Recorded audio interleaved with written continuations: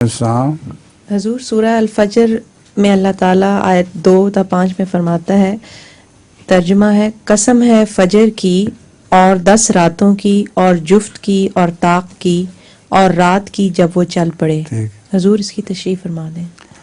فجر سے مراد تو اسلام کا طلوع ہے،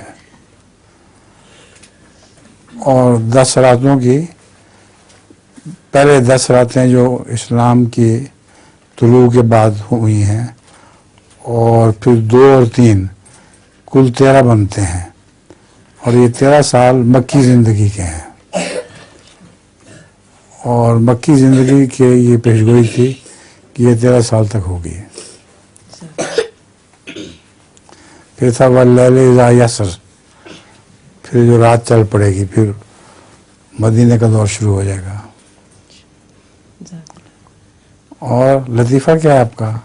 ایک پاگل شخص ایک کنویں کے کنارے بیٹھا ہوتا ہے اور ایک ہی لفظ بار بار کہتا جاتا ہے 25 25 25 25. ایک آدمی وہاں سے گزر رہا تھا، اس نے اس کو دیکھا کہ یہ ایک ہی لفظ بار بار کہہ رہا ہے. اس کے پاس آیا، کہتا کہ تم 25 کے بعد تمہیں پتہ نہیں ہے 26 آتا ہے، تم 26 کیوں نہیں کہتے؟ وہ اسے کہتا ہے میرے قریب آؤ. جب اس کے قریب جاتا ہے، اسے کنویں میں دھکا دے کے کہتا ہے 26 26 26. ہاں جی.